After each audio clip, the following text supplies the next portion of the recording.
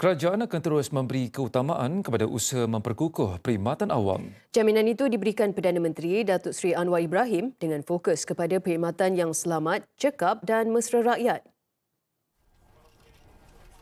Datuk Seri Anwar siang tadi memanfaatkan cuti panjang sempena Hari Wilayah dan Taipusam dengan meninjau operasi ETS 3 kereta api Tanah Melayu Berhad dari Kuala Lumpur ke Johor Bahru.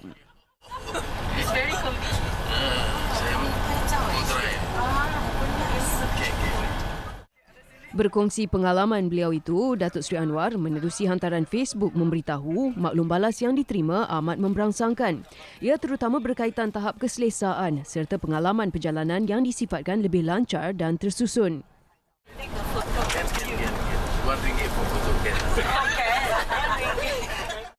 Perdana Menteri turut menyantuni penumpang serta mendengar pandangan mereka mengenai kualiti perkhidmatan yang disediakan.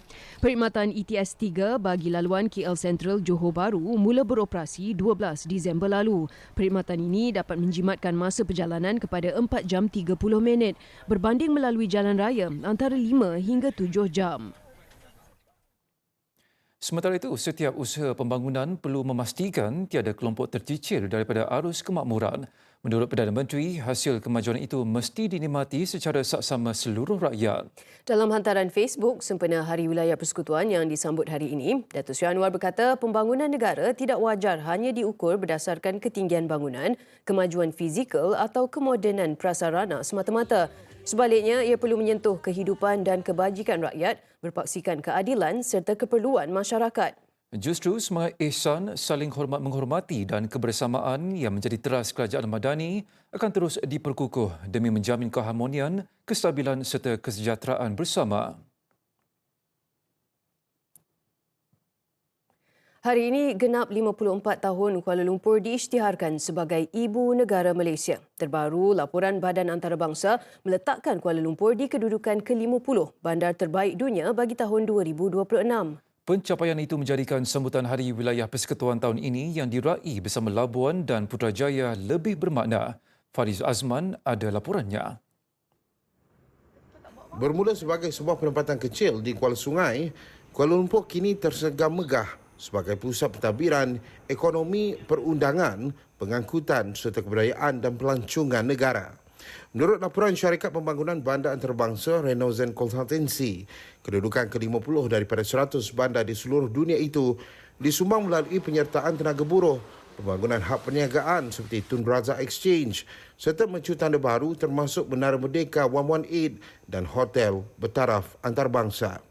Semua ini mengukuhkan infrastruktur dan daya tarikan global Kuala Lumpur sekaligus menyerlahkan ibu kota ini sebagai destinasi pelaburan penting di Asia Tenggara. So modern and so down to earth. And people, I'm very surprised that people speak English so well. Honestly, like whoever you talk to, whether it's students or old people. Kuala Lumpur is very, very exciting by comparison. It's got a great energy, it's got great shopping, it's got great food. We haven't been here 24 hours, but we love it. It feels much more dynamic. Bandaraya ini juga dinilai baik dari segi taraf hidup di tangga ke-20, termasuk usaha pemulihan Sungai Gombak dan Sungai Klang melalui program Rivers of Life. Keunikan Kuala Lumpur turut terselah melalui pertemuan pelbagai budaya yang hidup harmoni membentuk identiti warga kota. Dari sudut sosioekonomi, peluang terus terbuka kepada peniaga kecil dan sederhana. Dia adalah advantage pada kita kerana kita pun menjual nasi lemak, makan tradisi Malaysia terutamanya. Boleh makan sekarang pagi sampai malam. Dan kita boleh perkenalkan produk kita ni, especially makanan tradisi kita ni ke seluruh dunia dengan kedatangan pelancong-pelancong asing ni. Ramai lagi turis atau pelancong yang akan datang lagi di Kampung Baru dan yang akan menggunakan makanan-makanan lokal yang local food punya makanan lah. Ya, betul. Dan harapnya Kampung Baru Kuala Lumpur ni menjadi kawasan yang terkenal, yang terbaik. Kestabilan politik turut menjadi indikator penting dalam menjamin pembangunan ekonomi yang berterusan. Ia membolehkan dasar yang dirangka dilaksanakan secara berkesan demi kesejahteraan rakyat. Projek perumahan mampu milik seperti rumah wilayah persekutuan, PPR perlu diperkasakanlah dari segi kuantiti dan juga bentuk. Bukan hanya berfokus mata-mata kepada kuantiti. Kerana kita perlu sedar bahawa bandar terbaik bukan hanya perlu cantik untuk pelancong, tapi mesti juga adil lah untuk rakyat yang tinggal dan bekerja dalamnya.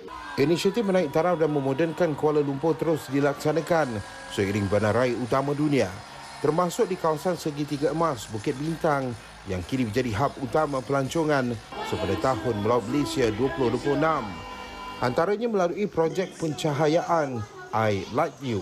Kejayaan ini bukan sekadar angka tetapi sejarah bagaimana Kuala Lumpur terus membangun sebagai bandar yang dynamik dengan ekonomi, kewangan serta budaya serantau. Selamat Hari Wilayah Persekutuan. Faris Azman, Politik Utama.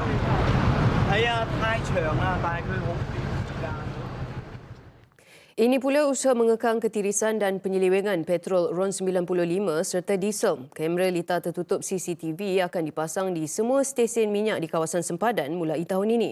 Pendekatan agresif Kementerian Perdagangan Dalam Negeri dan Kos Sara Hidup KPDN itu juga bagi mengesan taktik sindiket yang semakin licik.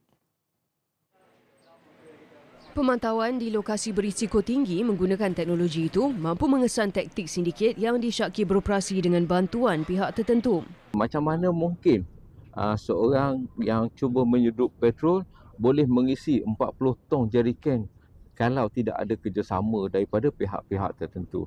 Oleh sebab itulah teknologi yang akan kita gunakan termasuk pemasangan kamera, CCTV dan sebagainya, data-data yang kita perlukan semuanya akan membantu siasatan kita. Beliau turut memaklumkan 9 stesen minyak berdekatan sempadan Kelantan dikenal pasti mencatatkan jualan tinggi sekaligus disyaki terlibat dalam aktiviti menyeleweng petrol dan diesel. Stesen berkenaan terletak di Pasir Mas, Tumpat, Tanah Merah dan Jeli. Tambahnya, jualan minyak di premis terlibat dikesan turun mendadak apabila pegawai statik KPDN ditugaskan memantau. Seorang lelaki dihukum penjara 30 tahun dan 13 sebatan oleh Mahkamah Session Seri Aman Sarawak atas 25 pertuduhan kesalahan seksual. Ia selepas tertuduh berusia 28 tahun itu mengaku bersalah melakukan sumbang mahram dan perbuatan seksual terhadap anak saudara perempuannya sendiri. Menurut Ketua Polis Daerah Betong, Deputy Superintendent Wan Muhammad Ali Wan Malik, kesalahan itu dilakukan tertuduh dalam 13 kejadian berasingan. Dia dipercayai melakukan perbuatan berkenaan di 3 lokasi berasingan di Spau dan Pusa antara Ogos 2024 hingga November 2025. Mangsa turut trauma dan mengalami kemurungan akibat diugut agar tidak mendedahkan perbuatan tertuduh. Tertuduh ditahan 10 Januari lalu susulan laporan polis dibuat ibu mangsa.